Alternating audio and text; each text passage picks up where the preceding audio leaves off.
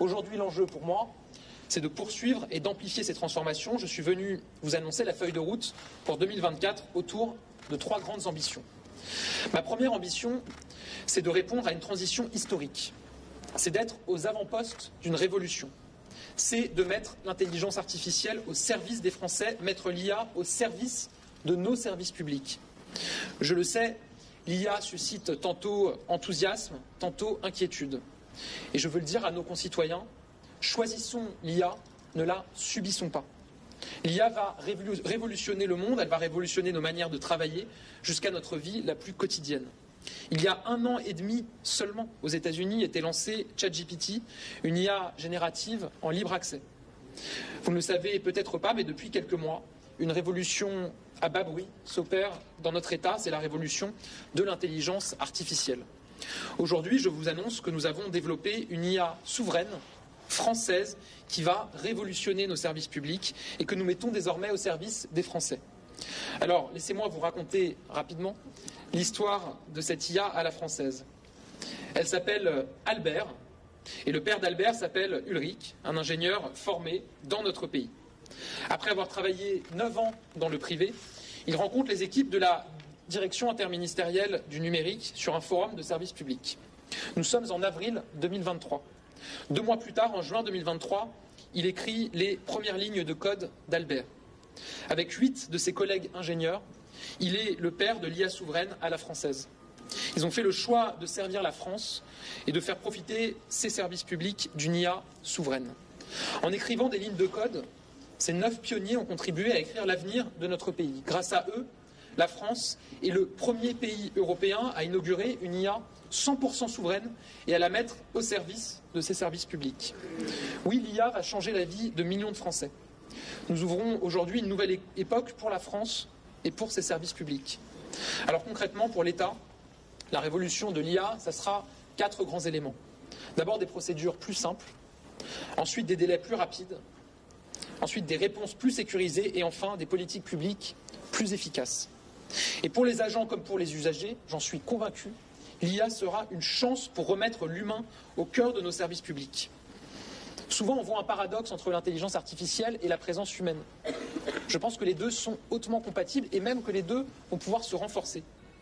À l'IA, les tâches répétitives, les tâches automatiques, à nos agents, le contact et le relationnel. Et c'est parce que l'intelligence artificielle permettra de dégager encore davantage du temps à nos agents sur des procédures administratives qu'ils n'auront plus à réaliser dans la même amplitude, dans la même ampleur, qu'ils auront davantage de temps à consacrer aux relations humaines avec les usagers.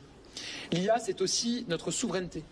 Le projet porté par le président de la République depuis 2017, c'est de conquérir notre souveraineté, de ne pas dépendre de technologies étrangères.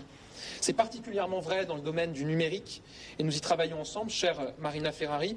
Grâce à cette IA souveraine, nous ne dépendons de personne pour cette politique publique. Mais laissez-moi vous donner quelques exemples de ce que l'IA change déjà et va changer concrètement dans nos services publics. Depuis l'an passé, l'IA a révolutionné la lutte contre les fraudes fiscales. J'ai pu le mesurer en tant que ministre chargé des comptes publics, en détectant automatiquement un certain nombre de biens non déclarés sur les bases de données publiques. L'IA souveraine, développée par l'administration fiscale, a repéré 140 000 cas de fraude et récupéré 40 millions d'euros. Aujourd'hui, je vous annonce que l'administration fiscale va déployer une IA pour pré-rédiger les réponses aux 16 millions de demandes annuelles en ligne.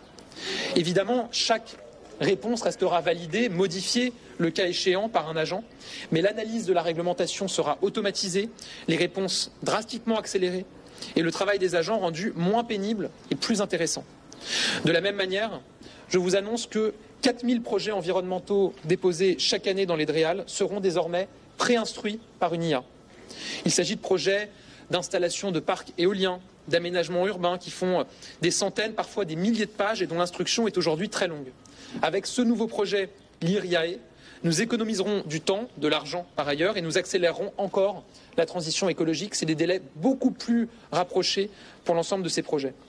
Pour élever le niveau de nos étudiants, Aristote proposera à partir de supports d'enseignement des quiz et des évaluations adaptés à leur niveau, pour les aider dans leur révision, améliorer leur taux de réussite en licence. Lancée fin 2023 par les équipes de Centrale Supélec, cette solution souveraine sera déployée dès la rentrée. Pour rendre accessible 3000 heures de cours à nos étudiants en situation de handicap, une IA convertira automatiquement le son des vidéos en sous-titres. Un catalogue de cours magistraux sera accessible dès la rentrée de septembre. Cette IA sera ensuite transposée à d'autres services publics dès la fin de l'année pour automatiser, par exemple, la retranscription d'audiences judiciaires, le dépôt de plaintes ou les comptes rendus médicaux. Tant et tant d'autres cas d'usage d'IA dans nos services publics verront le jour au cours des prochains mois, de la détection des incendies et feux de forêt par drone augmentés à la gestion RH des personnels de la fonction publique. Cette révolution de l'intelligence artificielle dans nos services publics ne fait que commencer et nous la mettons dès aujourd'hui au service des Français. Et je veux le redire ici une nouvelle fois, l'IA ne remplacera pas les agents publics, elle va leur permettre de se concentrer sur les missions les plus importantes et les plus intéressantes, plus stratégiques.